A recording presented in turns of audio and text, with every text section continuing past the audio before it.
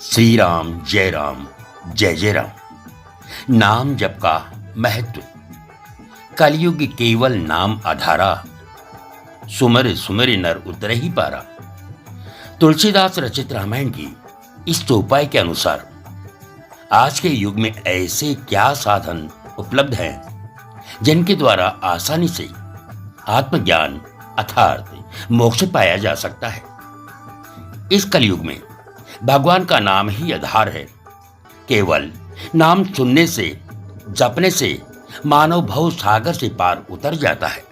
नाम जप में किसी विधि विधान, देश काल, अवस्था की कोई बाधा नहीं है।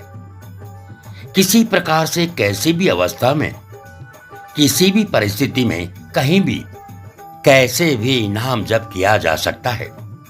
इस नाम जप से हर युग में भक्तों का भला हुआ है।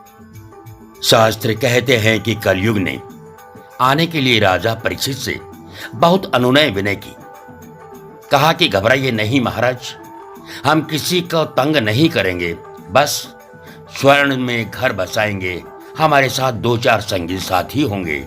राग, द्वेष, ईर्ष्या, काम वासना आदि आदि अपने गुण बताते हुए कलयुग ने कहा, सुनो हमारी महिमा।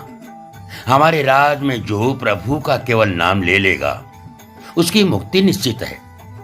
और तो और मन से सोचे गए पाप की हम सजा नहीं देंगे, पर मन से सोचे गए पुण्य का फल जरूर देंगे। राजा परीक्षित ने कलयुग को आने दिया तो सबसे पहले वह राजा के सोने के मुकुट में ही विराजमान हो गया और सबसे पहले उन्हें ही मृत्यु की ओर धकेल दिया। कलयुग को सभी कोसते हैं, सभी क्रोध, राग, द्वेष और वासना से ग्रस्त हैं। सभी क्रोध, राग, द्वेष और वासना से ग्रस्त हैं। कोई कहता है काश हम सतयुग में पैदा हुए होते, कोई त्रेता और कोई द्वापर युग के गुण गाता है। तुलसीदास जी ने जनमानस की हालत देखकर समझाया कि कलयुग में बेशक बहुत सी गड़बड़ियां हैं, मगर उन सब से बचने का उपाय जितनी सरलता से कलयुग में मिल सकता है, उतनी सरलता से किसी और काल में नहीं मिला। पहले के युगों में प्रभु को पाने के लिए ध्यान, घोर तपस्या, बड़े बड़े यज्ञ अनुष्ठान करना पड़ता था। ये सभी मार्ग नितांत कठिन और घोर तपस्या के बाद ही फलीभूत होते, पर कलयुग में ईश्वर को प्राप्त करना पहले के मुकाबले बड़ा ही सरल हो गया है। केवल भगवान नाम जब प्रभु को पाया जा सकता है। हर मत और संप्रदाय ने गुण गाया है नाम का। हर मत और संप्रदाय ने गुण गाया है नाम का। यह वह मार्ग है जहां विविध संप्रदाय एक मत हो जाते हैं। इस नाम जप से हर युग में भक्तों का भला हुआ है। श्रीमद् भागवत में कथा आती है अजामिल ब्राह्मण की जिसने सतयुग में घोर पाप किया, पत्नी के होते हुए वैश्या के पास रहा। वैश्या के पुत्र का नाम नारायण रख दिया। मरते समय पुत्र को पुकारा नारायण नारायण, तो स्वयं नारायण आ गए। ऐसे ही एक और कथा है गजग्राह युद्ध की। गज ने अपनी सूंड तक अपने को डूबते पाया तो पुकारा रा। इतनी भी शक्ति नहीं थी कि पूरा राम कह दे, पर प्रभु ने भाव समझ लिया और गज के प्राण बचा लिए। त्रेता में वाल्मीकि ने नाम जप किया तो उल्टा राम कह न सके। डाकू थे, मांसाहारी थे, सो मरा कहना सरल लगा। तोते की तरह रटते रहे तो स्वयं ही श्री राम पधारे। कुटिया में उल्टा नाम जपत जग जाना। वाल्मीकि भय ब्रह्म समाना। द्वापर युग में द्रौपदी ने भरी सभा में रोते हुए हाथ खड़े कर दिए, सभी का सहारा छोड़ दिया तो कृष्ण की याद आई। श्री कृष्ण चीर रूप में प्रकट हुए। कलयुग में तो नाम जप के भक्तों की भरमार है। कबीर, मीरा, रैदास, तुलसीदास, रहीम, रसखान, नानक, रामकृष्ण परमहंस, रमण महर्षि आदि।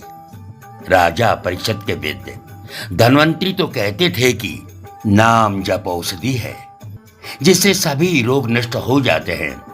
इस औषधि का लाभ अनेक संतों ने उठाया है। हर अवस्था में, चिंता में, रोग में उन्होंने राम नाम का आश्रय लिया है। लेकिन नाम जप का यह अर्थ नहीं है कि पाप करने की छूट मिल गई। नाम से पापों का विनाश होता तो है, पर तभी जब व्यक्ति के हृदय में पिछले पापों के प्रति प्रायश्चित और उन्हें दोबारा न करने का संकल्प हो। नाम जप की औषधि के साथ परहेज भी आवश्यक है। नाम जपते रहो, क्रोध स्वतः दूर हो जाएगा। जप में बुरी प्रवृत्तियां पीछे हट जाती हैं। उन्हें जबरन हटाने का प्रयास ना करो। बस नाम जपो, बस नाम जपो।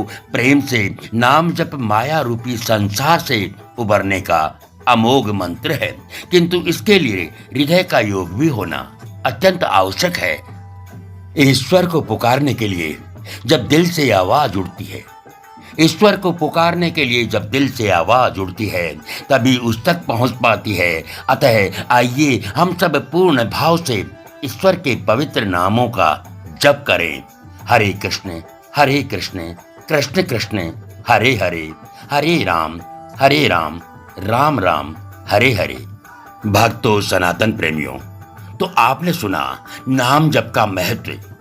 ये प्यारा सा लेख एस्ट्रो ग्रुप के पंडित योगेंद्र कुमार शर्मा द्वारा अंकित किया गया है, जिसका वीडियो रूपांतरण कर स्वर देने का प्रयास किया है।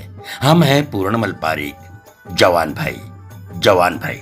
बंधुओं, भक्तों, सनातन प्रेमियों, यदि ये लेख और इसका वीडियो रूपांतरण आपको पसंद आया हो तो लाइक, कमेंट और शेयर अवश्य करें।